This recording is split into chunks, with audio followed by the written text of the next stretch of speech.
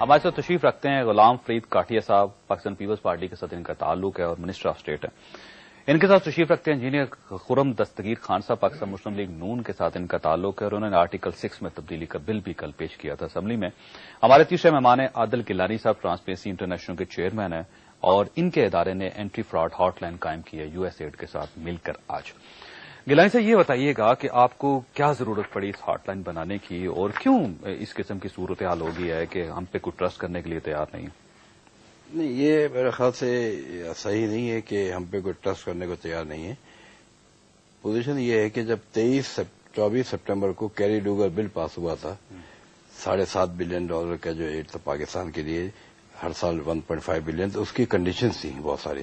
اور وہ کنڈیشن جو ہے سیکشن 301 کے اندر جو ہے مین ایک کنڈیشن تھی کہ with in 45 days state foreign minister جو ہیلی کلنٹن ہے، she will give a policy in this Congress how to do certain things. اس میں 2-3 آئٹم جو ہے جو میں آپ کو بتا دوں کہ پارٹ تھا رول آف لا پاکستان میں ہے کہ نہیں ہے، کنٹرول آن کرپشن ہے کہ نہیں ہے، اکاؤنٹیبلٹی ہے کہ نہیں ہے، اور اس کے تحت جو ہے یہ کیری ڈوگر بل کا جو ہے ڈسبرسمنٹ ہونا تھا.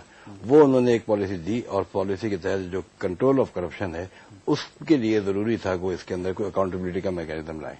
تو ان کے ساتھ ہمارے اس وقت سے جو ہے نیگوسیشن چل رہی تھی. They wanted Transparency International Pakistan to set up this hot line so that ان کے جو اب جو کیری ڈوگر بل کے ذریعے ہمیں امداد ملے گی اس کی جو اکاؤنٹیبلٹی ہے وہ آپ کریں گے؟ نہیں، ہم اکاؤنٹیبلٹی نہیں کریں گے.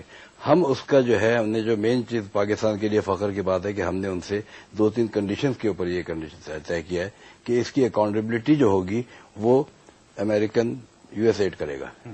ہم ہاٹ لائن کمپلین سینٹر کی بنائیں گے، ہم اس کے اندر ساری کی ساری کمپلینس آئیں گی، وہ ہم اس کو جمع کر کے ان کو بھیج دیں گے اور وہ اس کی انکوائری کریں گے. مگر اس سب چیزوں کے لیے جو سب سے بڑی اہم چیز ہے کہ جو rules of regulation of procurement ہیں وہ یو ایس ایڈ کے نہیں چلیں گے، وہ پاکستان کے PPRA رولز چلیں گے.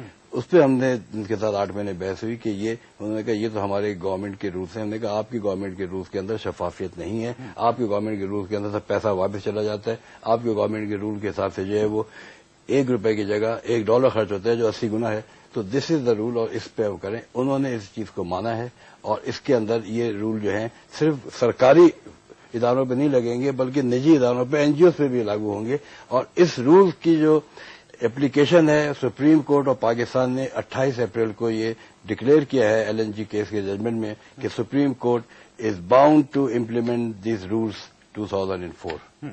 اب ہوگا یہ کہ امداد ملے گی ہمیں امریکہ سے کیری ڈوگر بل کے ذریعے، اس کو امپلیمنٹ کروائے گی یا اس کا جائزہ لے گی کورٹ، ٹھیک ہے، اور آپ ایک کمپلینٹ سینٹر بنائیں گے جس میں جس شخص کو کوئی کمپلین ہوگی پاکستان میں کہ یہ امریکہ سے جو پیسہ ہے صحیح جگہ پہ نہیں لگا وہ آپ اس کو آن لائن کریں گے. یہ ہوگا؟ بالکل صحیح، یہی ہے نا سر؟ اوکے. تو یہ بتائیے پاکستان میں کرپشن ہے؟